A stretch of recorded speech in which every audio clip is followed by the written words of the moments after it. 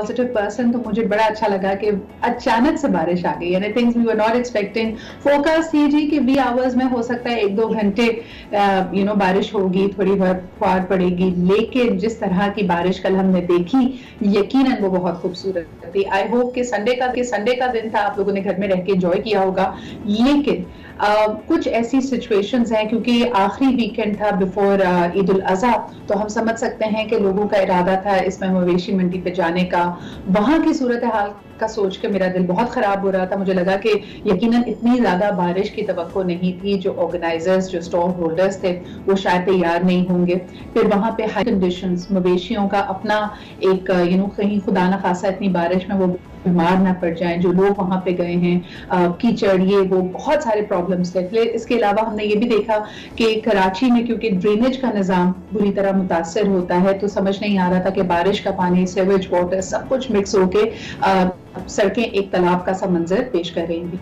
वही बात आ जाती है जी, पेशेंट कोई पहले थी, नालों की, बरसाती नालों की सफाई क्यों नहीं की गई, क्यों नहीं इंफ्रास्ट्रक्चर को बेहतर बनाया जा रहा, उसमें हम ब्लेम गेम ही खेलते रहेंगे या किसी तरफ इसको लेके भी जाएंगे। बहरहाल जी, कल की बारिश और उसके बाद होने वाली सिचुएशंस के हवाले से हमने एक रिपोर्ट बनाई है, आइए आपको दिखाते हैं। अच्छा जी, हम ये रिपोर्ट आपको थोड़ी देर में दिखाएंगे, जरा आगे बढ़ते हैं। और हमारे साथ मौजूद है मुसर्रत चीमा साहिबा, she is a spokes person for Punjab. कल जिस तरह के आप देख रहे हैं कि बहुत सारी ऐसे हाल ही में होने वाले इकदाम के ट्विटर पर देखा, जनूबी पंजाब बोले शुक्रिया टू CM बुज़दार, ये जो हैशटैग है ये ट्रेंड कर रहा था, और इसके हवाले से कहा जा रहा है कि बहुत सारी मुख्तलिफ जो इकदाम लिए गए हैं, लोग उसको सराह रहे हैं। इसी हवाले से बात करने के लिए हमारे साथ मौजूद है मुसर्रत चीमा साहिबा, उनसे जरा बात करते हैं। अस्सलाम वालेकुम मैम। वालेकुम अस्सलाम, कैसी हैं सिद्रा? Good morning. अल्हम्दुलिल्लाह, good morning to you as well. भाई मौसम तो बहुत अच्छा है, हमारे चैलेंजेस हमारे सामने रहते हैं। मुसर्रत साहिबा, कल मैंने देखा, बड़ी खुशाइन बात है कि बहुत सारे इकदाम, खुसूसी तौर पे जहां डिस्पैरिटी देखी जाए कि तरक्की इतनी ज्यादा नहीं है, तो इकदाम किए जाएं, जिसमें मेरे ख्याल में सोलर पावर होना मेंशन किया जा रहा है। बहुत सारे स्कूल्स को सोलर पावर पे लेके गए हैं। इसके अलावा जनूबी पंजाब में जो मेडिकल सेंटर्स हैं, उनको सोशल सिक्योरिटी के तहत उनको भी फाल बनाया गया है। ऐसे बहुत सारे इक़दाम हैड बीन मंशूर का हिस्सा रहे हैं, ये आप लोगों का वादा भी रहा है। क्या रिएक्शन है अवाम का, और खुसूसी तौर पे जनूबी पंजाब की अवाम का? बिस्मिल्लाहिर्रहमानिर्रहीम। बहुत शुक्रिया सिद्रा, मैं आज टीवी नेटवर्क की शुक्रगुजार हूँ कि आप लोग हमेशा जो गवर्नमेंट के पॉजिटिव चीजें हैं, जो इनिशिएटिव्स हैं, जो लिए जा चुके हैं, जो एग्जीक्यूट हो चुके हैं, उस पर आप हमारी टेक लेते हैं।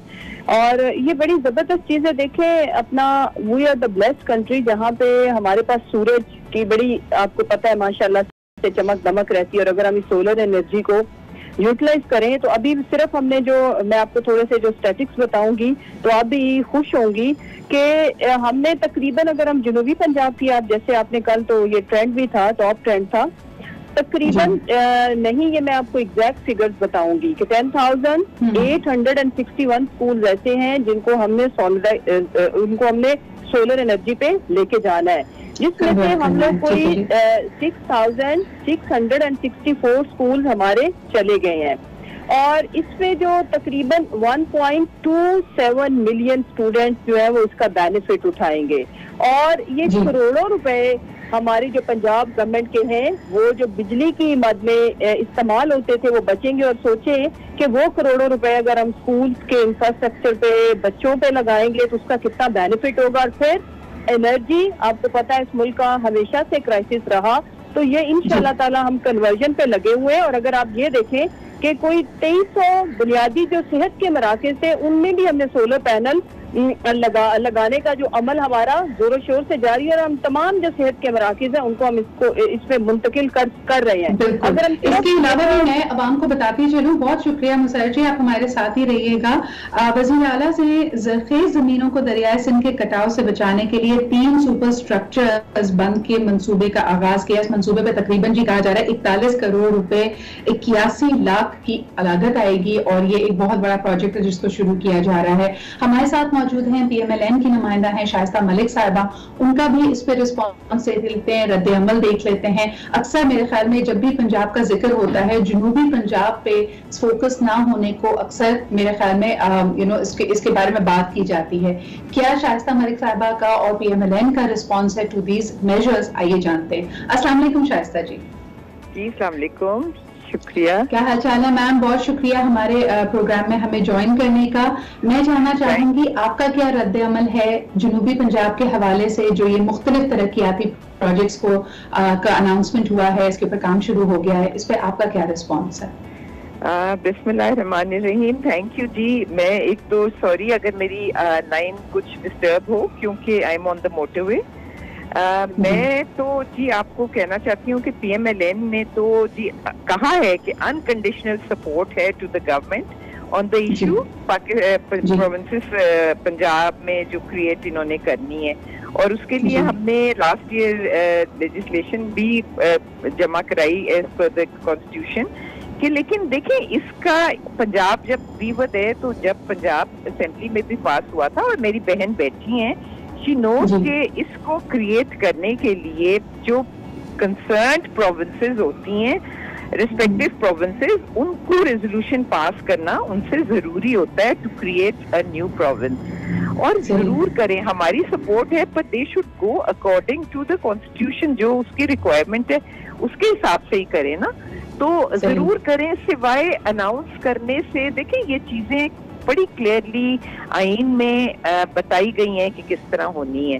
तो अगर आप इस तरह की अनाउंसमेंट्स करके पॉलिटिकल पॉइंट स्कोरिंग करेंगे और जाके तख्तियां सिर्फ लगा देंगे, तो उससे तो बात नहीं बनेगी ना। और आप इस तरह आपके करने से एक पंडोरा बॉक्स खुल जाएगा। देखिए अगर भावलपुर और मुल्तान में प्रोविंसेस बन सकती हैं, तो सिंध में, बलूचिस्तान में, पोटोहार में, हजारा में, सब में मांग रहे हैं। तो एक तरीका कार जब कॉन्स्टिट्यूशन में है, तो मेरी रिक्वेस्ट ये होगी कि we are all for it, और हमने अपने जमाने में शुरू भी कर दिया था प्रोसेस। शाइस्ता जी, कतई कलामी माफी चाहूंगी, इस वक्त हम सिर्फ नए सूबे के बनने और उसकी कॉन्स्टिट्यूशन पे नहीं, मेरा आपसे सवाल है कि इस वक्त वजीर आला पंजाब महबूजार साहब ने बहुत सारी जनूबी पंजाब की जो महरूमियां हैं उनको एड्रेस करते हुए नए तरक्याती प्रोजेक्ट्स अनाउंस किए हैं, जिसपे लोगों ने काफी खुशी का, इत्मीनान का इजहार किया है। आप समझती हैं कि ये जो अनाउंसमेंट्स हैं, जिसमें गवर्नमेंट स्कूलों को सोलर पावर पे ले जाना, वहाँ के मेडिकल सेंटर्स को सोशल सिक्योरिटी के तहत फाल बनाना,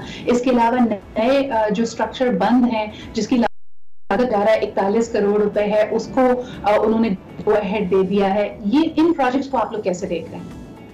बहुत अच्छी बात है, काम करें, लेकिन करेंगे, ये होगा, मतलब हाँ गा में ही बात चल रही है। 2 साल गुजर चुके हैं, अभी तक तो ये प्रीवियस जो प्रोजेक्ट्स हैं उन पे ही तख्तियां लगा रहे हैं। मेरी बहन जरूर करें, किसने कहा है कि ना करें, लेकिन कुछ करें भी, सिवाय चीफ सेक्रेटरीज को, सिवाय IGs को, सिवाय कमिश्नर, बहुत बहुत शुक्रिया के अलावा भी कोई काम कर ले तो बेहतर होगा।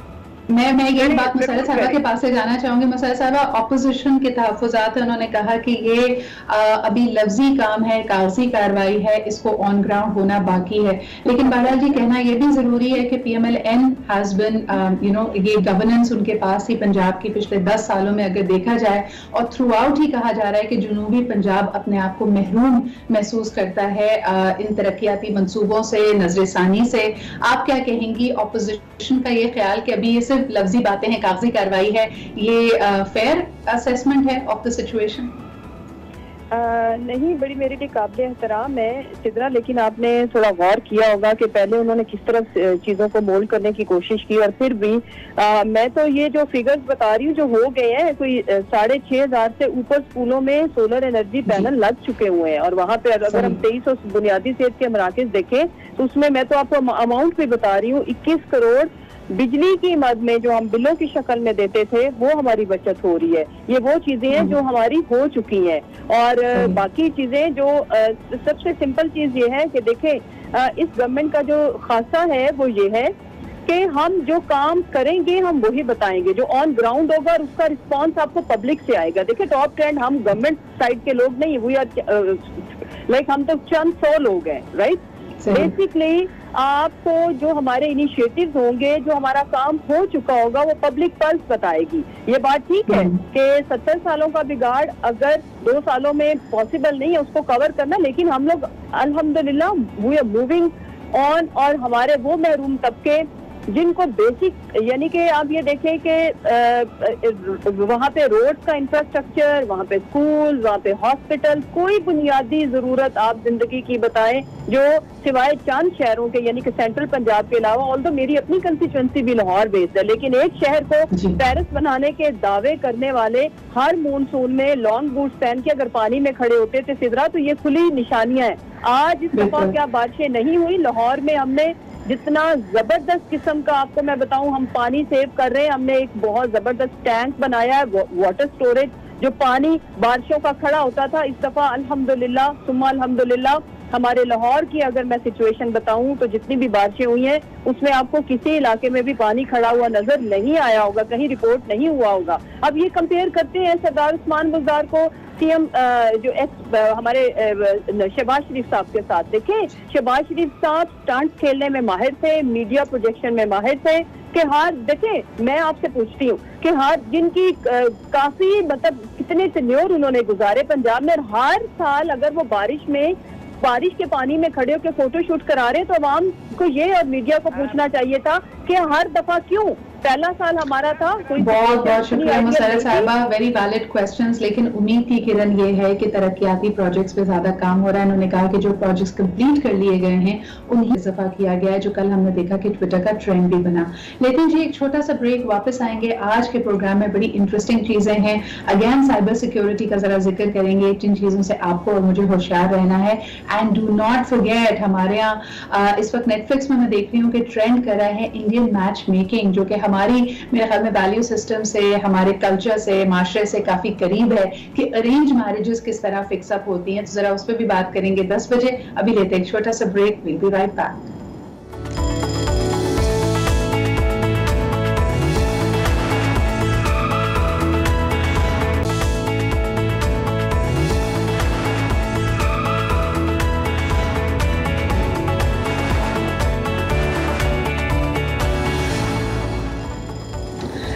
Welcome back. आप देख रहे हैं आज पाकिस्तान। जरा बात करते हैं जी, क्योंकि अब हमारे लिए बड़ा अहम है कि हम दुनिया से कदम मिलाकर चलें। डिजिटली अपने सारे काम कर रहे होते हैं, बल्कि हमारे सेल फोन्स में अक्सर हमारी बड़ी प्राइवेट इंफॉर्मेशन भी सेव होती है। मसलन कि जी हमारे एटीएम कार्ड का पिन कोड क्या है, हमारे सेल नंबर्स, हमारे इसके अलावा हमारे बैंक अकाउंट नंबर्स। खुदा ना खासा अगर आपका फोन कहीं मिसप्लेस हो जाए या ये डेटा आपसे चुरा लिया जाए तो फिर आप बहुत ज्यादा मुश्किल में आ सकते हैं। ऐसी सूरत हाल में आपको क्या करना चाहिए, और अपने बचाव के लिए खास तौर पर, यानी जिन चीजों का हम शायद ख्याल नहीं रख रहे, हमारी आगाही में नहीं है, या हम गैर जिम्मेदारी का सबूत दे रहे हैं, उसको इतना सीरियसली नहीं ले रहे। I think those are instincts that we need to be very very careful about. हमारे साथ मौजूद हैं मिर्जा बुरहान बेग, पहले भी आप उनको मेरे प्रोग्राम में देख चुके हैं, और हम बात यूजुअली इनसे करते हैं about how to keep ourselves secure. अस्सलाम वालेकुम बुरहान। कैसी हैं आप? ठीक ठाक बुरहान, आज मैंने सोचा कि हम जरा अपनी फाइनेंशियल इंफॉर्मेशन जो है उसके बारे में बात करें। हम देख रहे हैं कि इस वक्त ऑलमोस्ट बहुत सारे बैंक्स ने और दूसरी कंपनियों ने हमें मोबाइल वॉलेट की सहूलत दे दी है। इस मोबाइल वॉलेट में ऑब्वियसली हमारा CNIC, हमारी फाइनेंशियल डेटा, पिन कोड्स, हर चीज ही होती है। सबसे पहला मेरा सवाल है कि is it safe and secure कि हम डाउनलोड करें ऐसी फाइनेंशियल एप्स को? हमारा डेटा ब्रीच होने का खुदा ना खासा इसमें खदशा तो नहीं? बेसिकली इसको हम थोड़ा सा अगर बैक पे लेके चलते हैं तो आप डिजिटल वॉलेट की अगर बात करती हैं तो हमारे पास मोबाइल एप्लीकेशन की इटसेल्फ क्या सिक्योरिटी है, पहले तो हमें ये देखना पड़ता है। क्योंकि अगर हमारा मोबाइल फ़ोन अगर कॉम्प्रोमाइज़ हो जाता है तो अगर आप OTP की बात करती हैं या 2 फैक्टर ऑथेंटिकेशन की बात करती हैं तो आपकी फाइनेंशियल तो क्या आपकी कोई सोशल एप्लीकेशन भी सेफ नहीं है। तो इट्स सेफ, लेकिन अगर आपका मोबाइल फ़ोन इटसेल्फ प्रोटेक्टेड है, क्योंकि लोग समझते हैं अगर पासवर्ड लगा दिया है तो कोई एक्सेस नहीं कर सकता। हम लोग बहुत सारी ऐसी एप्लीकेशन यूज़ करते हैं जो ऐसी काफ़ी परमिशंस मांगती हैं जिसकी उसको ज़रूरत नहीं होती, लेकिन हम फिर भी बिना देखे मोबाइल एप्लीकेशन में एक्सेप्ट कर लेते हैं। तो सबसे पहले तो हम ये देख रहे हैं हमारा मोबाइल सिक्योर है या नहीं है, देन हम वॉलेट या किसी फाइनेंशियल एप्लीकेशन को सिक्योर करने की कोशिश कर सकते हैं। इसका एक छोटा सा सवाल बुरहान इस तरह होगा, मिसाल के तौर पे अगर मैं ऑनलाइन बैंकिंग करती भी हूँ तो मेरे पास दो ऑप्शंस हैं, या तो मैं वाईफाई के जरिए अपने सेलफोन के जरिए उस कंपनी की वेबसाइट को यानी बैंक की वेबसाइट को अप्रोच करूँ, वहां पे अपने ऑनलाइन अकाउंट को मैनेज करूँ, या फिर उनकी ऐप मेरे फोन में डाउनलोडेड हो।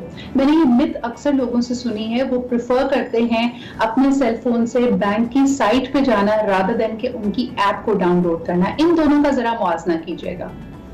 बहुत सिंपल सा है, देखें अगर आप कोई भी एप्लीकेशन अगर डाउनलोड करें फ्रॉम द प्ले स्टोर या iOS का iTunes स्टोर से आप अगर डाउनलोड करें तो उसके ऊपर इंटीग्रिटी चेक होता है जो कि गूगल और एप्पल आपको देता है कि दिस एप्लीकेशन इज सिक्योर्ड और वो प्रॉपर एक एप्लीकेशन है। Whereas on the other hand अगर हम वेब एप्लीकेशन की बात करते हैं तो ऑन दी सेम नेटवर्क, अगर जैसे हम आपने भी नोट किया होगा कभी हम लोग पहले जब नॉर्मल लाइफ में कैफे जाते थे या किसी रेस्टोरेंट में जाते थे तो पहले हमारा सवाल होता था यार वाईफाई का पासवर्ड क्या है, तो वो वाईफाई का पासवर्ड जब हम लेते थे तो हम उनके एक नेटवर्क में आ जाते थे जहां पे और मजीद लोग वाईफाई से कनेक्टेड हैं। तो ऑन दी सेम नेटवर्क काफ़ी ऐसे अटैक्स हैं जो कि लॉन्च किए जा सकते हैं अगेंस्ट एनी वेब एप्लीकेशन। तो इट्स सेफ कि अगर आप mobile application, authentic mobile application से ही अपना सारी ट्रांजेक्शन करें। हाँ, अगर आप लैपटॉप पे हैं तो आप बिल्कुल नेट बैंकिंग यूज़ कर सकते हैं, लेकिन आप अगर मोबाइल पे हैं तो आप पहले ये चेक करें कि आपकी जो मोबाइल एप्लीकेशन है वो सही सोर्स से डाउनलोड हुई है, क्योंकि बहुत सारे लोग ऐसी एप्लीकेशन डाउनलोड करते हैं, जैसे मैं एंड्रॉइड यूज़र की एक बात करता हूँ,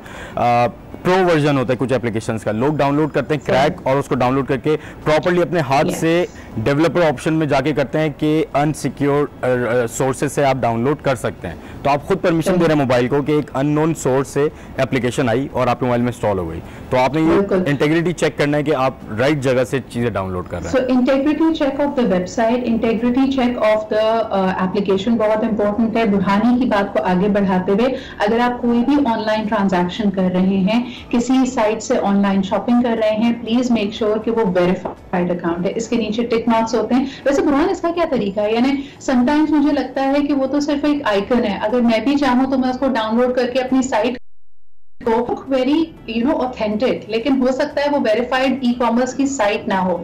इसको जांचने का क्या तरीका हो सकता है कि किस साइट पर मुझे अपना कार्ड इस्तेमाल करना है और कहाँ नहीं करना? अच्छा, आप बड़ा मज़ेदार से एक टॉपिक है ये, आप मैं थोड़ा सा डिस्कस करता हूँ आपसे। एक हमारे पास अटैक होता है फिशिंग अटैक। फिशिंग अटैक में होता यही है कि आप जब वेब एप्लीकेशन पे विजिट करती हैं तो आपको एग्जैक्ट वही पेज नज़र आता है जैसे ओरिजिनल होता है, और आपको डोमेन नेम भी एग्जैक्ट वही नज़र आ रहा होगा जो कि आप ओरिजिनल देखते हैं। फॉर एग्जाम्पल अगर मैं दराज की बात करता हूँ या किसी और ई कॉमर्स की बात कर लेते हैं, टेलीमार्ट की बात कर लेते हैं।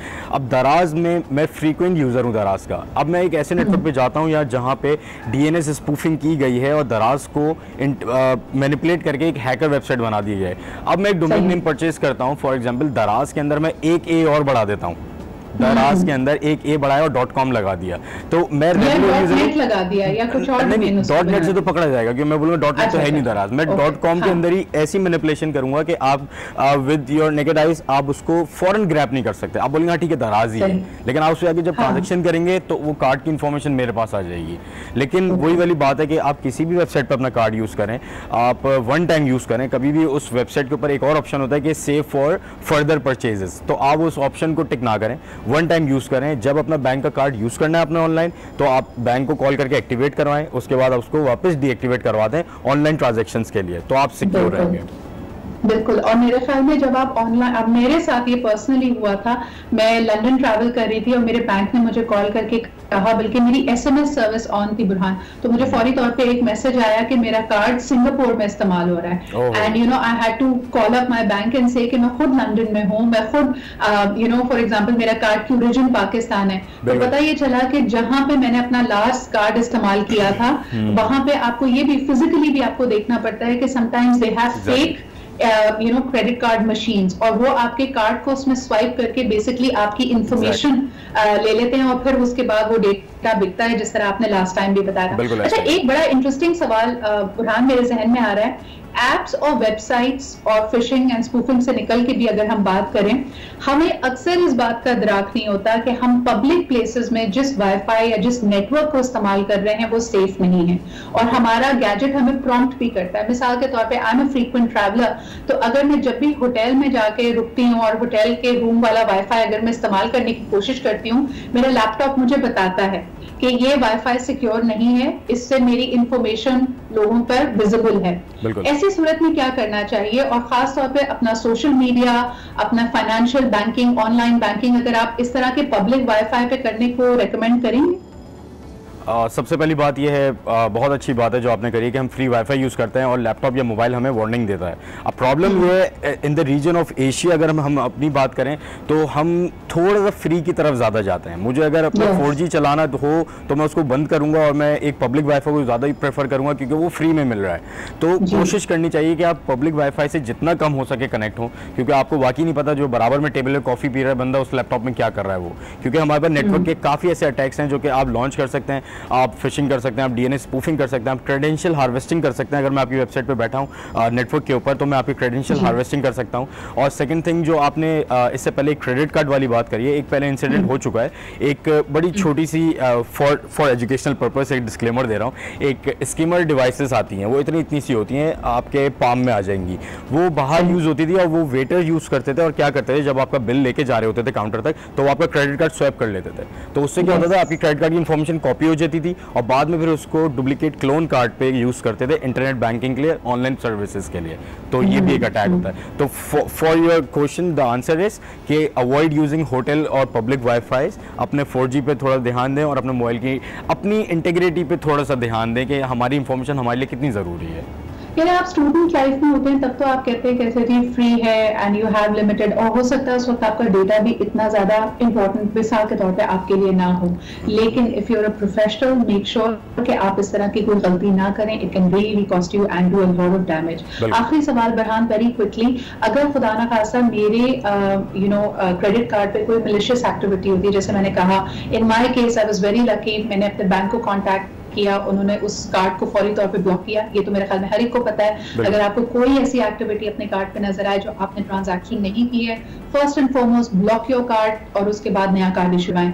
लेकिन अगर बिल किसी ने बहुत ज्यादा बड़ा आपके अकाउंट में बना दिया है, उसके बाद क्या तरीका होता है? क्या आपको वो बिल पे करना ही पड़ता है या वो फ्रॉडुलेंट एक्टिविटी होती है? किस तरह आगे बढ़ते हैं मामला? अनफॉर्चुनेटली मसला ये है कि in the region of Asia specifically Pakistan, हमारे पास ऑनलाइन पेमेंट के बहुत कम तरीकेकार है। हमारे पास पेपल भी नहीं है, हमारे पास अली पे भी नहीं है, हमारे पास बहुत सारे ऐसे मेथड्स हैं जो दुनिया में यूज़ हो रहे हैं जो हमारे पास नहीं है।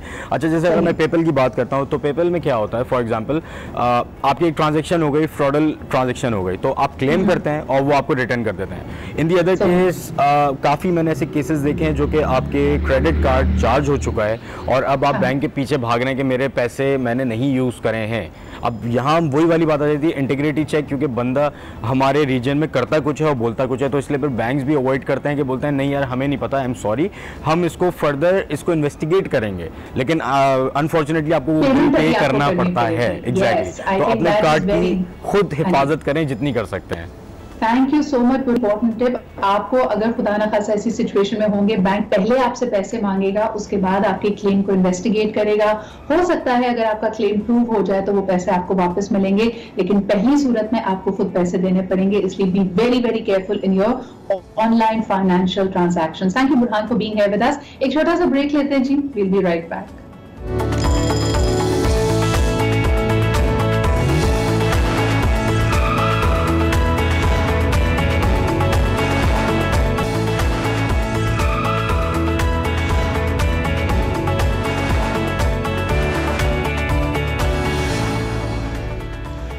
Welcome back. आप देख रहे हैं आज पाकिस्तान। जी, नया जमाना है, नया दौर, और बड़ा इंपॉर्टेंट है कि आप अपने बच्चों को इसी दौर हाजिर के हवाले से उनको लाइफ स्किल्स दें। एक जमाने में लाइफ स्किल्स पेरेंट्स समझते थे कि उनको अंग्रेजी बोलना आनी चाहिए, उनको कंप्यूटर चलाना आना चाहिए, और लड़कियों के हवाले से भी समझा जाता था कि उनको गाड़ी चलानी आनी चाहिए। लेकिन आज हमारी इमोशनल वेलबींग को देखते हुए, आज की सोसाइटी में इंटरपर्सनल स्किल्स को देखते हुए, वो कौन सी अहम मेरे ख्याल में चीजें हैं जो आजकल वालिदैन को अपने बच्चों को सिखानी चाहिए?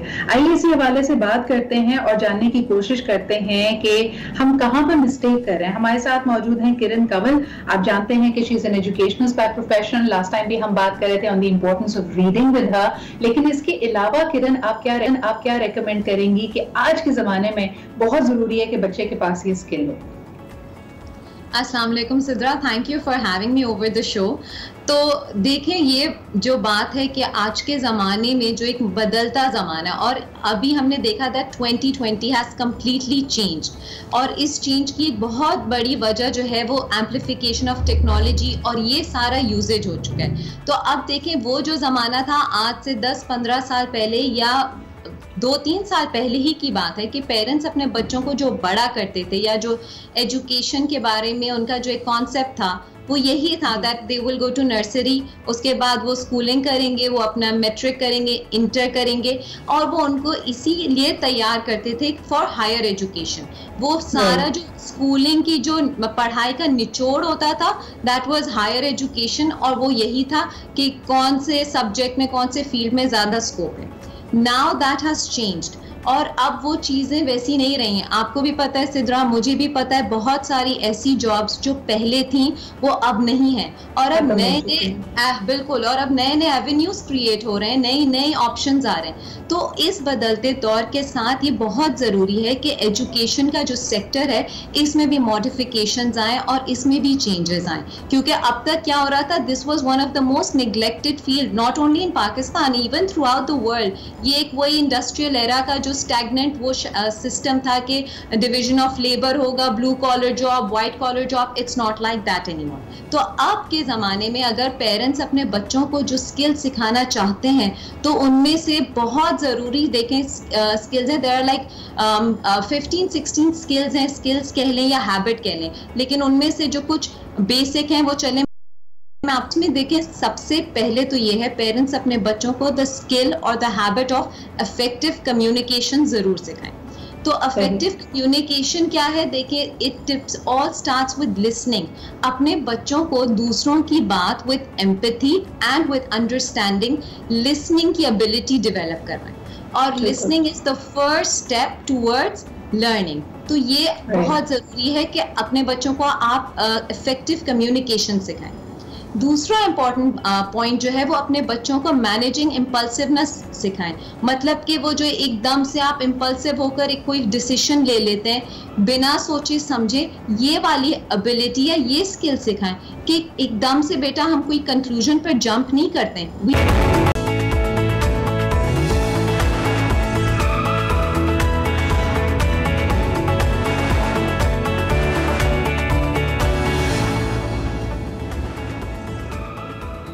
Welcome back. आप देख रहे हैं आज पाकिस्तान, मैं हूं सिद्रा इकबाल, और आज बहुत ही इंटरेस्टिंग शो होने वाला है। अगर आपने पहला हाफ नहीं देखा, you are definitely missing out, क्योंकि हमारे साथ मौजूद थे बुरहान मिर्जा और हम बात करते हैं फाइनेंशियल सिक्योरिटी के बारे में। कई दफा हम जाने अनजाने अपने पासवर्ड्स और अपनी फाइनेंशियल इंफॉर्मेशन के साथ काफी गैर जिम्मेदारी का सबूत देते हैं और फिर बड़ा नुकसान उठा सकते हैं। इसके अलावा हमने लाइफ स्किल्स की भी बात की कि आज के जमाने में पेरेंट्स को क्या जरूरी है कि बच्चों को कौन सी स्किल जरूर सिखाएं। For that we had Kiran with us and do check out those segments online. लेकिन अब जरा बात कर लेते हैं हम सब पाकिस्तानियों का सबसे बेहतरीन मशगला और मेरे ख्याल में जो नेशनल हॉबी है हमारी, मैच मेकिंग। आप एक खास उम्र को पहुंचे और उसके बाद फौरन लोग आपको अच्छे प्रोस्पेक्ट से इंट्रोड्यूस करना शुरू कर देते हैं। पेरेंट्स के जहन में हमारी जितनी आप मास मीडिया पे जितनी इंफॉर्मेशन आप एब्जॉर्ब कर रहे हैं, इसमें ऐसा लगता है कि सेंट्रल क्वेश्चन हमारी लाइफ का है कि who will we get married to. और इसी हवाले से मेरे ख्याल में rest of the world can not understand it, लेकिन साउथ एशिया में, सब कॉन्टिनेंट में आप बड़े आसानी से समझ सकते हैं कि अरेंज मैरिज का कॉन्सेप्ट। और इसी को मेरे ख्याल में एक्सप्लोर करते हुए इस वक्त हम देख सकते हैं एक नेटफ्लिक्स ओरिजिनल इस पर ट्रेंड कर रहा है पूरे पाकिस्तान में, और अगर आप जाके देखें तो नंबर 4 या नंबर 3 पे इस वक्त आया हुआ है, और इसका नाम है जी Indian match making. And you have one of Mumbai's foremost और बहुत ही leading match maker Seema Tapadia, जिनकी अब लाइन बड़ी फेमस हो गई है, hi I am Seema Tapadia from Mumbai, और वो मैच मेकिंग करती हुई नजर आती हैं। एंड यू नो जो हमारे एशियंस, खासतौर पे साउथ एशियन कल्चर की बहुत सारी चीजें इसमें आया हो गई, किस तरह हम प्रोस्पेक्ट्स को इवैल्यूएट करते हैं, और खास तौर पे मिलेनियल्स जो कि अब मेरे ख्याल में बहुत कॉन्फिडेंट हैं, दे आर आउटगोइंग, अपनी लाइफ को जबरदस्त तरीके से लीड कर रहे हैं, उनकी एक्सपेक्टेशंस के बारे में बताया गया, और फिर ये भी बताया गया कि at what point do they start exploring the arrange marriage concept. तो हमने सोचा कि ये इतना ट्रेंड कर रहा है, ऑब्वियसली पीपल लव इट, इसकी कुछ जो चीजें लोगों के सामने आई हैं, कुछ जब ग्लेयर ऑन करके हम उसको खुद देखते हैं एज अ थर्ड पार्टी, कौन सी चीजें हमें परेशान कर रही हैं, कौन सी चीजें एंटरटेन कर रही हैं, इस पर जरा बात करते हैं। आज I have with me Karachi's and Pakistan's foremost matchmaker Shazia Rahman, and of course we also have with us Miss Aisha Bela, who you see as a life coach, as a trainer, as a faculty member in academia. आप दोनों को मैं welcome करना चाहूंगी, बहुत बहुत शुक्रिया। सबसे पहले तो शाजिया जी, आपने, मुझे पता है कि मेरे प्रोग्राम से पहले जब हम बात कर रहे थे आपने बकायदा ये सीरीज देखी है, तो आपने जी सीमा तपारिया जी से आप उनको कंपटीशन के तौर पे देखती हैं या आपको समझ आ रही है कि इनकी जो पेन्स हैं और इनकी जो इश्यूज हैं उनसे आप भी गुजर चुकी हैं और शायद रोज गुजरती हैं? अस्सलाम वालेकुम Sidra, thank you so much for having me in the show. मैंने सीरीज देखी है या डेफिनेटली, जब आप किसी के बारे में बात कर रहे हैं तो आपको पता होना चाहिए। देखिए, ये बिगनर्स के लिए बहुत अच्छा है। अगर हम पाकिस्तान में उन मैच मेकर्स की बात करें कि जो अभी सीखने के प्रोसेस में हैं या सीखना चाहते हैं, उनके लिए इट्स क्वाइट इम्प्रेसिव। बट अगर मैं पर्सनली अपनी बात करूं तो मुझे उसमें कुछ नई चीज नहीं दिखी। मतलब ये वो सारी चीजें हैं जो ऑलरेडी पाकिस्तान में हो रही हैं, जो मैंने भी की है। हाँ, अब उनका आई मीन एक चीज है, उसको ग्लैमराइज किया हुआ है, उसको बहुत ज्यादा प्रिसाइज करके किया हुआ है, and it's good to some extent, it's really good. But क्योंकि उसमें ग्लैमर भी है तो वो चीज आपको पता है पब्लिक को मुझे सबसे अच्छी चीज शाजिया, जो मुझे सबसे अच्छी चीज इसमें लगी कि मुझे एम्पैथी का पहलू लगा। यानी इसको, जाहिर सी बात है ये एक ट्रांजैक्शनल चीज होती है, आमतौर पे मैच मेकर से हमारे यहाँ फैमिलीज कांटेक्ट करती हैं, लेकिन इस सीरीज की जो अच्छी बात लगी, और हो सकता है आपने बिल्कुल सही कहा कि उसको थोड़ा ड्रामाटाइज किया गया है, लेकिन उसमें दिखाते हैं कि मैच मेकर की हमेशा होती है, वो जानने की कोशिश करते हैं कि उसको क्या चाहिए, फैमिली के लिए एक रिक्वायरमेंट होगी, लेकिन लड़का या लड़की को क्या एक्सपेक्ट कर रहे हैं। लेकिन जो डिटेल प्रोसेस है आपकी लाइफ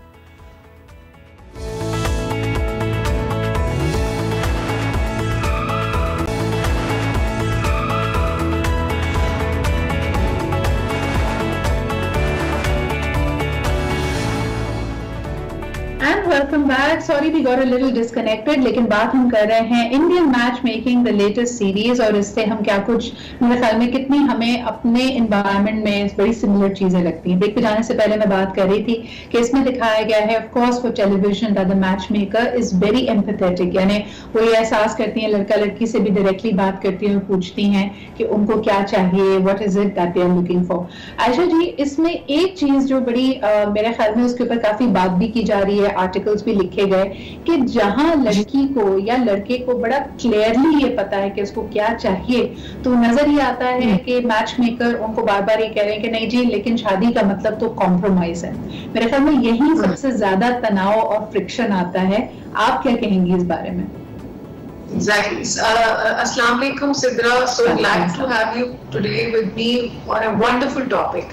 अच्छा, जो मैच मेकिंग है ये तो इत्तेफाक की बात है. Today is the first day and इससे थोड़ा सा 10 मिनट पहले I was researching about this whole thing. When I teach relationship,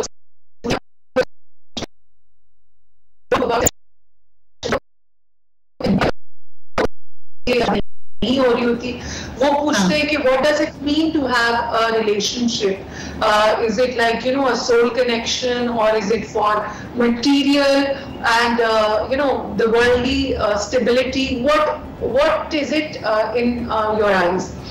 तो मैं उनको हमेशा एक चीज है, थोड़ा सा मैं आपके प्रोग्राम का जाविया अलग कर रही हूँ, बिकॉज आप हैं, मिस शाजिया हैं, और जो ये इंडियन मैच मेकिंग का वो जो चीज है, जो एक हेलो है दुनिया में, इस तरह के बुखार अक्सर होते रहते हैं. My point in relationship, whether it's a relationship, love relationship या फ्रेंडशिप है या व्हाटएवर इट इज, उसके 4 दर्जे होते हैं. The basic foundation which is animal like and which is probably the most important is the body. And without the attraction of bodies, probably people cannot connect to each other to the highest level जिसकी हम बात करेंगे.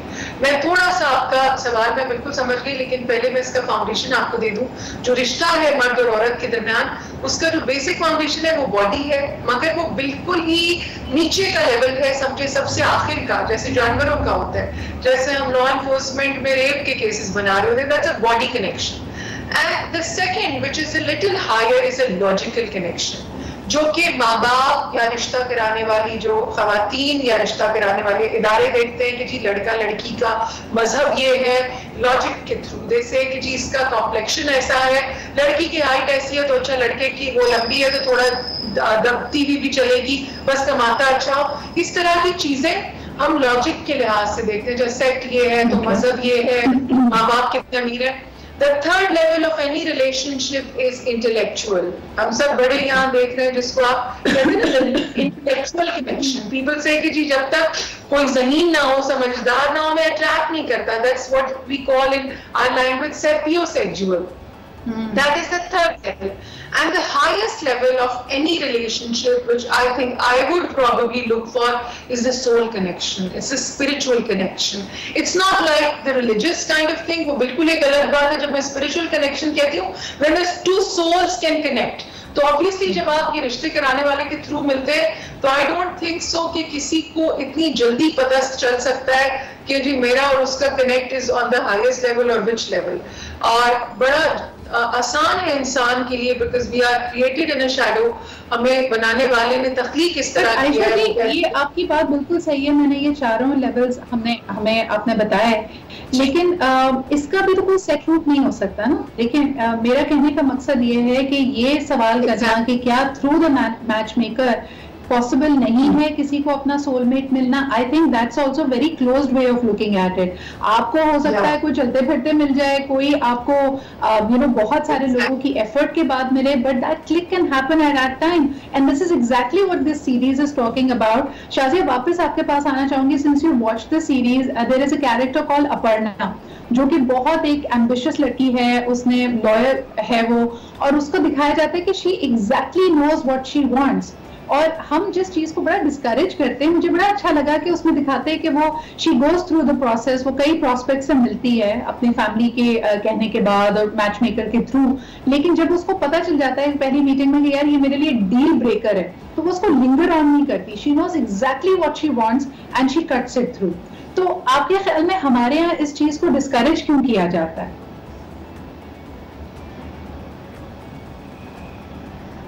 शाजिया को मेरी आवाज आ रही है?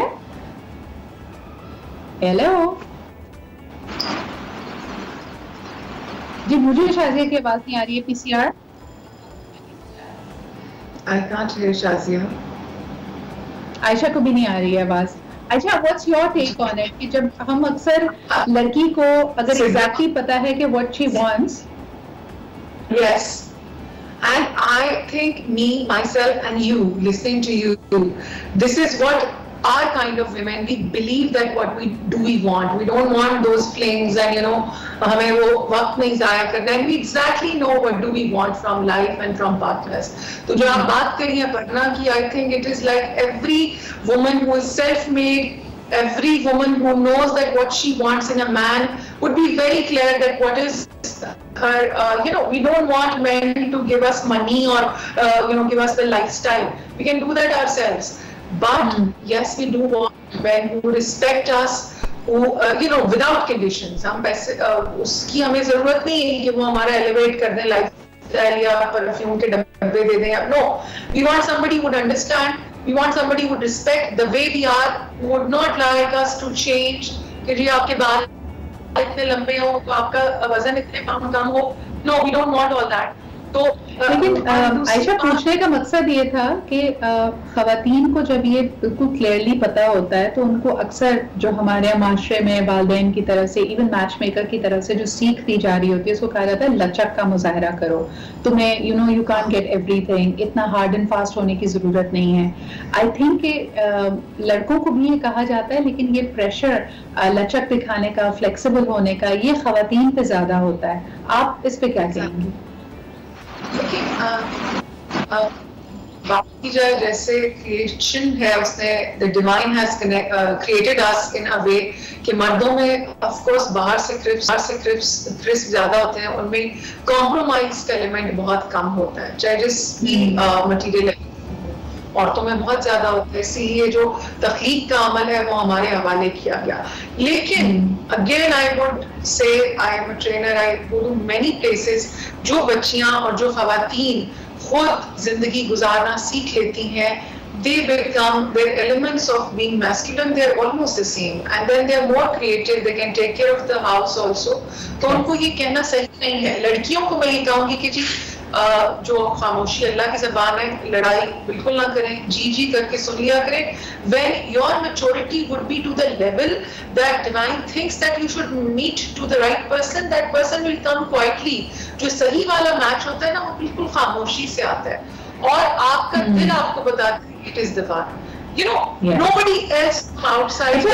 What is really cool is, मुझे जो अच्छी चीज लगी और मैं यहाँ पे emphasize करना चाहूंगी, क्योंकि ये हमें openness चाहिए, लेकिन जब लोग इंडिविजुअल्स खास तौर पे नौजवान खुद कोशिश कर रहे होते हैं, यानी अगर आप कॉलेज में अगर आपकी किसी की तरफ पसंदीदगी है, so you open yourself to the idea कि मैं इसको अप्रोच करूंगा और हो सकता है ये शख्स मुझे रिजेक्ट कर दे या मना कर दे या कहे कि नहीं I don't feel the same way. Likewise जितने यंगस्टर्स अगर अभी डेटिंग एप्लीकेशंस या मैट्रिमोनियल साइट्स पे जाते हैं, तब भी आप ये इस चीज के लिए ओपन होते हैं कि people can like you and people may dislike you and say कि you know very good person, लेकिन हमें नहीं लगता कि हमारी आपस में बात बन सकती है। आई थिंक कि हमें मैच मेकिंग को भी उसी तरह लेना चाहिए, and this is a good thing. हमारे यहाँ अगर साल से होता चला आ रहा है, you meet people.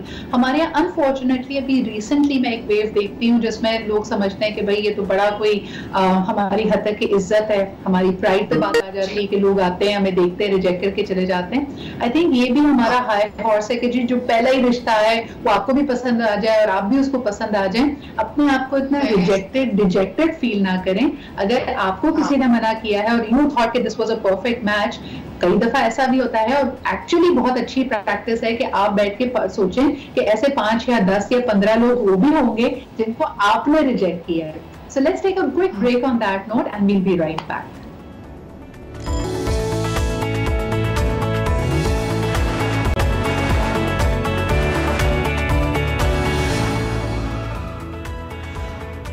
And welcome back. आप देख रहे हैं आज पाकिस्तान। बात हम कर रहे हैं मैच मेकिंग के हवाले से। बैकग्राउंड में of course Indian match making, the film which is right now the Netflix original Radha, जिसके 8 पार्ट हैं और इसका पहला सीजन इस वक्त ट्रेंड कर रहा है पाकिस्तान में। शाज़ी जी, आप डिस्कनेक्ट हो गए थे, हम यहाँ पे बात कर रहे थे कि अगर कोई डेटिंग एप्लीकेशन या फिर फॉर एग्जांपल अगर आप किसी मैट्रिमोनियल साइट पे जाते हैं तो वहां पे लोगों में फिर भी एक हौसला होता है कि अगर किसी ने उनको रिजेक्ट किया तो they are fine with that, लेकिन वाया मैच मेकर अगर बात नहीं बनती तो व्हाई डज इट मेक उनको इतना गुस्सा इस बात पे क्यों आता है?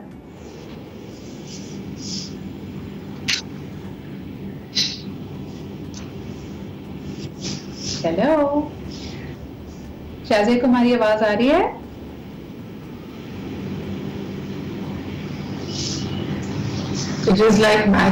सॉरी, आई थिंक ये बारिश के बाद हमारी कनेक्टिविटी में थोड़ा सा मसला आया है। आयशा जी, आप क्या कहेंगे? रिजेक्शन खैर सारों को बुरी लगती है, लेकिन अगर कोई बलि का बकरा बीच में मिल जाए कि सारा इल्जाम मैच मेकर पे देना है, तो शायद हम अपने दिल को इससे दिलासा दे लेते हैं। Exactly, and it feels like Sidra, it's like ये बिल्कुल ये कनेक्शन है ना, कनेक्ट होता है फिर डिस्कनेक्ट हो जाता है, कनेक्ट होता है डिस्कनेक्ट। रिश्तेदारियां भी इसी तरह है, you connect somewhere and the next day you feel that probably we are not connected, और फिर बेचारे जो रिश्ते कराने वाले हैं उनको हम दबा देते हैं। अच्छा, अच्छे हो जाए तो कोई उनकी तारीफ नहीं करता, वो कहते हैं कि किस्मत बड़ी अच्छी थी लड़के और लड़की की मिल गए, लेकिन बुरा हो जाए तो फिर सारा जो ब्लेम है वो रिश्ता कराने वालों पे आता है। What I am liking about the idea of this Netflix series, it's वो थॉट खत्म हो गया है कि जहाँ लड़कियों को ट्रे लेके जाना पड़ता था, एंड वो जाके बैठ के सुन रही है अपनी अच्छाई या बुराई from the mouths of all those strangers who are there to वो ना वे देयर ब्यूटी और देयर थिंग्स कि जी ये सही है हमारे लिए या नहीं है। तो the idea of this series is probably very nice, and match making, जब हम वो एमा पढ़ा करते थे बचपन में, जो एक पूरी सीरीज थी उनकी, you know, sense and sensibility, और ये जो जेन ऑस्टिन का बड़े जबरदस्त नॉवेल्स थे, they were a true depiction of matchmaking. Sorry to interrupt you, मैं जरा वापस आना चाहूंगी कुछ इसमें। अगर इस वक्त हम देख रहे हैं ना कि पूरे इंटरनेट पे मीम्स भी बड़ी बनी हुई है इंडियन मैच मेकिंग की, उसके कुछ डायलॉग को बार बार रिपीट किया जा रहा है, और कुछ वाकई बड़े, यानी आपकी लॉजिक को अगर आप एक समझ बूझ रखने वाले जी शऊर इंसान है तो आपको बड़ा हिट करता है। आई एम सॉरी जिन लोगों ने अगर नहीं देखा तो ये थोड़ा सा उनके लिए स्पॉयलर्स भी होंगे।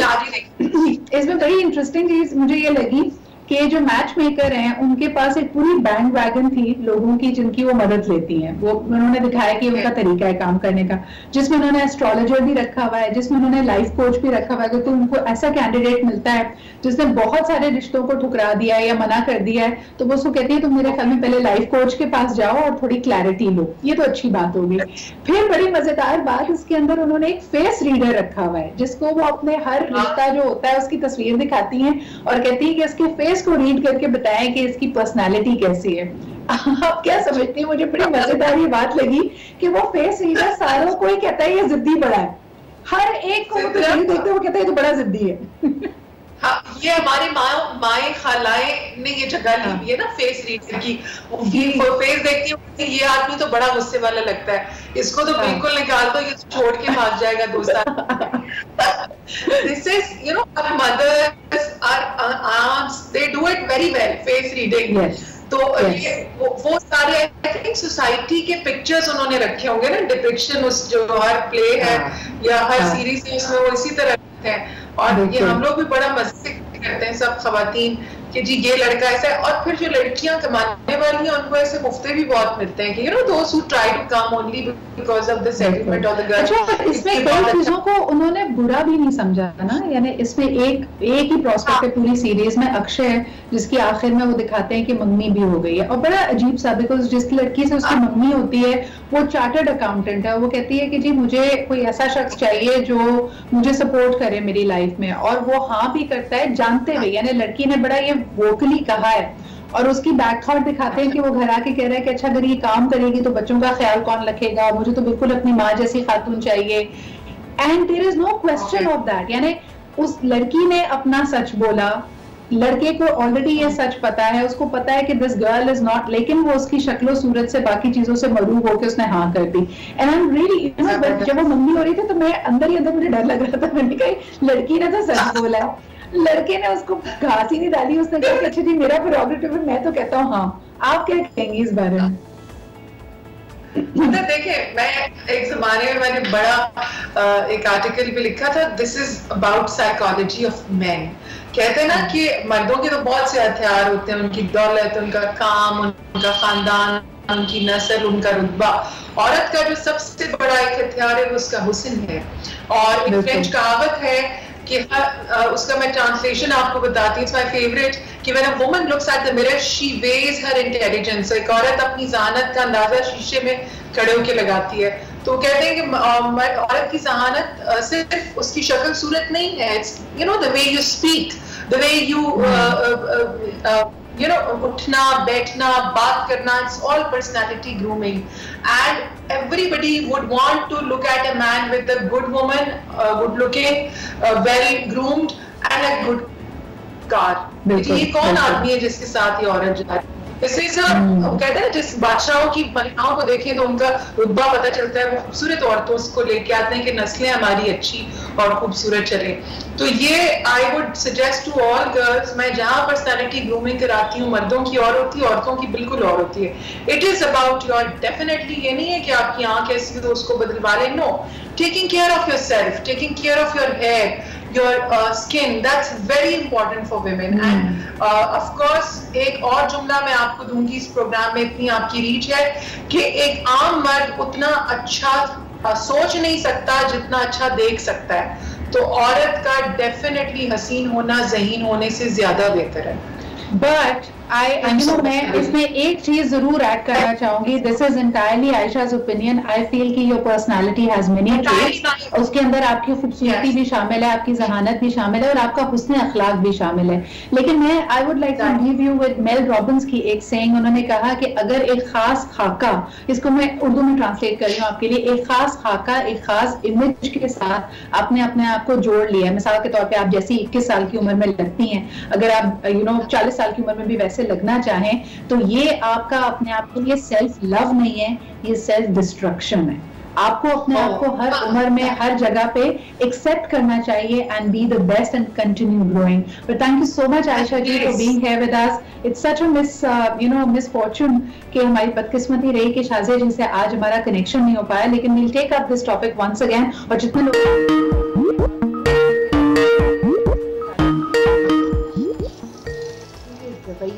हमारा माशरा आज भी कैसा सोच, बड़ी सिमिलैरिटीज आपको नजर आएंगी हमारी कल्चरल वैल्यूज में. And we must evolve out of it. मुझे लगता है कि ग्रोथ बहुत जरूरी है. उसमें कुछ अच्छी चीजें भी हैं और कुछ नेगेटिव चीजें भी हैं, लाइक एवरीथिंग इन लाइफ. इसी के साथ मुझे इजाजत दीजिए. कल आपसे मुलाकात होती है. खुदा हाफिज.